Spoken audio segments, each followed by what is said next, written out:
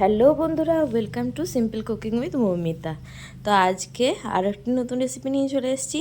সবাইকে অনেক অনেক স্বাগত আমার চ্যানেলে। তো দেখতেই পাচ্ছেন আজকের রেসিপি হচ্ছে মেথি শাকের পরোটা আর চিলি চিকেন। একবার মেথি শাকের পরোটা দিয়ে চিলি চিকেন বানিয়ে দেখবেন, দারুণ লাগে। স্বাদে তো অনবদ্যই চিলি চিকেন, আর মেথি শাকের পরোটার সঙ্গে যেন জমে ক্ষীর একদম। একবার বানালে বাড়ির সবাই বারবার রিকোয়েস্ট করবে আপনার কাছ থেকে।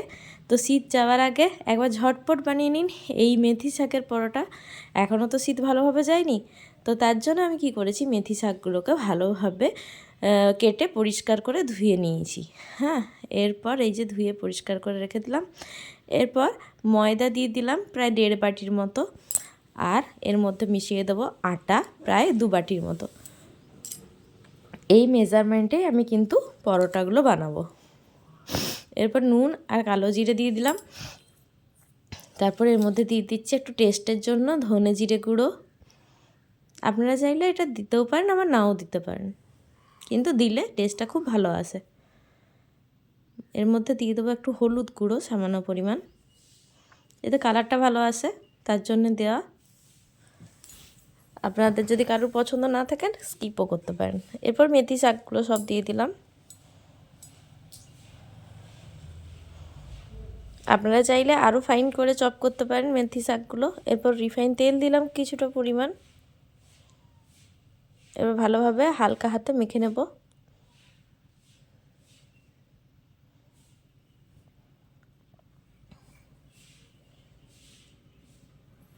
যতক্ষণ না শাকের জলটা আটার মধ্যে পুরো অ্যাবজর্ব করে নিচ্ছে ততক্ষণ এরকমভাবে শুকনো শুকনো মাখতে হবে। তারপর যখন মনে হবে এরপর জল দেওয়া প্রয়োজন, তখন জল দিয়ে আমি মেখে নেব পুরো আটাটাকে। কিন্তু একটা শক্ত ডো মাখতে হবে, ভালোভাবে চেপে চেপে আটাটা মেখে নিতে হবে। আটা যত ভালো মাখা হবে পরোটাগুলোও তত কিন্তু খেতে নরম হবে এবং সুস্বাদু হবে। আটা মাখাটা কিন্তু খুবই জরুরি আমাদের, ভালো করে আটা মাখাটা। আর একসাথে বেশি জল দিতে যাবেন না, কারণ শাকে থেকে জল বের হয়, তাই একটু অল্প অল্প করে জল দিয়ে মেখে নেবেন আটাটা। এই দেখুন একটা এরকম শক্ত ডো মেখেছি আমি, হয়ে গেছে আটাটা মাখা। এবার এটা 30 মিনিটসের জন্য রেস্টে রেখে দেবো।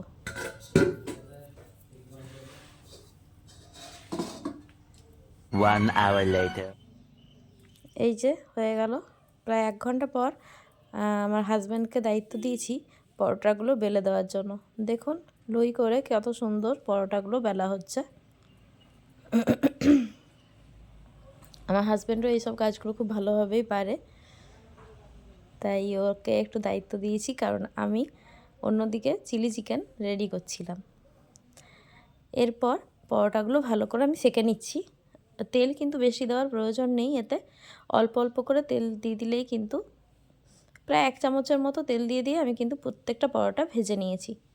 তো এই পরোটাগুলো কিন্তু অল্প তেলেই ভাজা হয়ে যায়, বেশি তেল প্রয়োজন হয় না। ভালোভাবে দুপিঠটা লাল লাল করে ভেজে নিচ্ছি। এরকমভাবে লাল লাল করে ভেজে নিলে মেথি শাকের পরোটাগুলো খেতে কিন্তু খুব টেস্টি হয়। তো রেডি হয়ে গেল মেথি শাকের পরোটা। চলুন এবার দেখে নেওয়া যাক চিলি চিকেন। 2000 years later. তো প্রথমে বোনলেস চিলি চিকেন বানানোর জন্য বোনলেস চিকেন নিয়ে নিয়েছি। দেখুন ছোটো ছোটো কিউব করে করে আমি কেটে নিয়েছি, কিন্তু চিকেনের পিসগুলো কিন্তু বড় ছিল, আমি ছোটো ছোটো পিস করে কেটে নিয়েছি। আদা রসুন কাঁচা লঙ্কার পেস্ট, আদা পেঁয়াজ আদা রসুন কাঁচা লঙ্কার পেস্ট আমি এর মধ্যে দিয়ে দিয়েছি। এরপর ভিনিগার দিয়ে দিলাম কিছুটা পরিমাণ। এবার হলুদ দিয়ে দিলাম।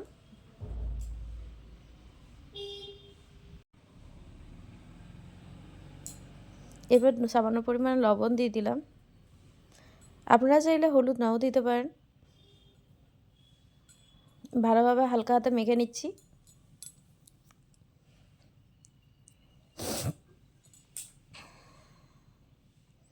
আমি কিন্তু পরোটা করার আগে কিন্তু এটা বিকেল দিকেই মেখে রেখে দিয়েছিলাম। এরপর ধনে জিরে গুঁড়ো দিয়ে দিলাম।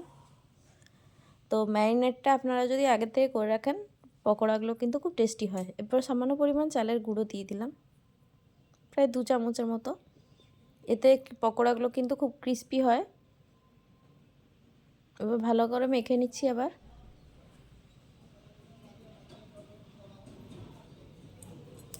এরপর যেগুলো লাগবে চিলি চিকেন বানানোর জন্য সেগুলো কেটে নিই। তো পেঁয়াজ, ক্যাপসিকাম, টমেটো দেখতেই পাচ্ছেন আমি কেটে নিয়েছি। কাঁচা লঙ্কাও কেটে নিয়েছি। রসুনগুলোকে কুচি কুচি করে কেটে নিচ্ছি। চিলি চিকেনে এই রসুনটা কিন্তু মাস্ট। রসুনটা যত বেশি পরিমাণ দেবেন খেতে কিন্তু ততটাই বেশি টেস্টি হয়। আপনারা চাইলে এখানে আদাও চপ করে দিতে পারেন, আমি কিন্তু আজকে আদা দিইনি। আদা দিলেও কিন্তু খেতে খুব টেস্টি হয়।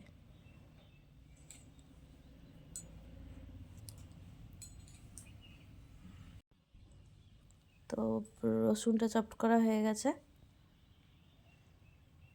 এবার চলুন মেন প্রসেসের দিকে চলে যাই। চিলি চিকেন বানানোর কয়েকটা স্টেপ আছে, সেই স্টেপগুলো ফলো করলে কিন্তু খুব সহজেই আমরা বানিয়ে নিতে পারি বাড়িতে রেস্টুরেন্ট স্টাইলের চিলি চিকেন। আমার রেসিপিগুলো যদি আপনাদের ভালো লেগে থাকে তো লাইক, কমেন্ট, শেয়ার আর সাবস্ক্রাইব করতে একদম ভুলবেন না।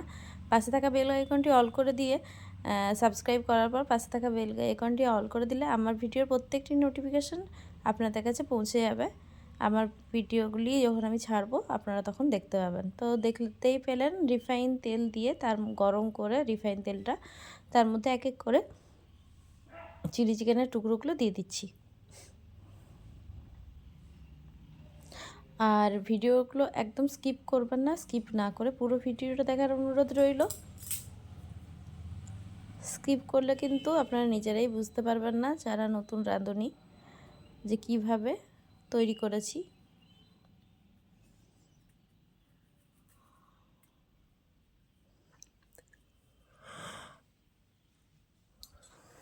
দেখুন একটা ব্যাচ হয়ে যাওয়ার পর আমি আরেকটা ব্যাচ কিন্তু দিয়ে দিয়েছি ওই একই তেলের মধ্যে, টাইমটা বাঁচানোর জন্য। তো রেডি হয়ে গেল আমাদের সব কটা পকোড়া, দেখতেই পাচ্ছেন। তারপর ওই একই তেলের মধ্যে দিয়ে দেবো ওই রসুন কুচি, কাঁচা লঙ্কা কুচি, তারপরেই দিয়ে দিলাম ক্যাপসিকাম কুচি, পেঁয়াজ কুচি, ওইগুলো দিয়ে দিলাম। কুচি বলতে ডুমো ডুমো করে কেটে রাখা ক্যাপসিকাম আর পেঁয়াজটা, মানে চিলি চিকেনের জন্য যেরকমভাবে কাটতে হয় আমি একসাথেই দিয়ে দিয়েছি। কিন্তু কারণ তেল যা গরম ছিল তাতে রসুন হালকা ভাজা হয়ে গেছে। বেশি রসুনকে ভাজতে গেলে রসুনগুলো আবার লাল লাল হয়ে যায়, পুড়ে যায়, তার জন্য আমি একই সাথে দিয়ে দিলাম। এবার টমেটোটা যে ডুমো ডুমো করে কেটে রেখেছিলাম সেই টমেটোটাও দিয়ে দিলাম।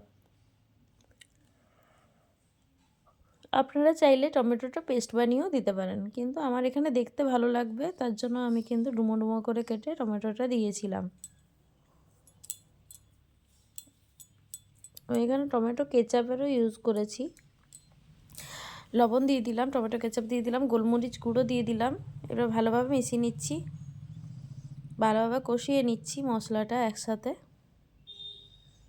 পুরো সব দেখুন সবজিগুলো একটু নরম হয়ে গেছে, দেখেই বোঝা যাচ্ছে। ভিনিগার দিয়ে দিলাম, ভিনিগার বলছি, সয়া সস দিয়ে দিলাম। ভিনিগারও ইউজ করেছি আমি এখানে। চিলি চিকেনে ভিনিগার দিলে খুব টেস্টি হয়, লেবুর জায়গায় ভিনিগার দিই আমরা।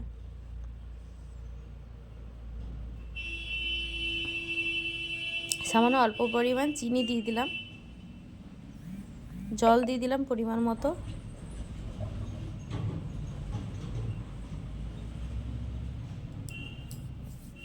এবার চিলি চিকেনের পকোড়াগুলো দিয়ে দিলাম, বাস মিশিয়ে দিলেই কিন্তু রেডি আমাদের চিলি চিকেন। ঘরোয়া পদ্ধতিতে বানিয়েছি আজকে, দেখুন খুব টেস্টি হয়েছিল কিন্তু খেতে।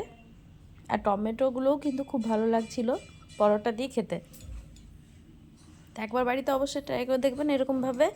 আজকের রেসিপিটা কেমন হলো কমেন্টে অবশ্যই জানাবেন। আপনাদের ছোট ছোট কমেন্ট আমার পড়তে খুবই ভালো লাগে। তো আজকের মতো রেসিপিটা এখানেই শেষ করলাম।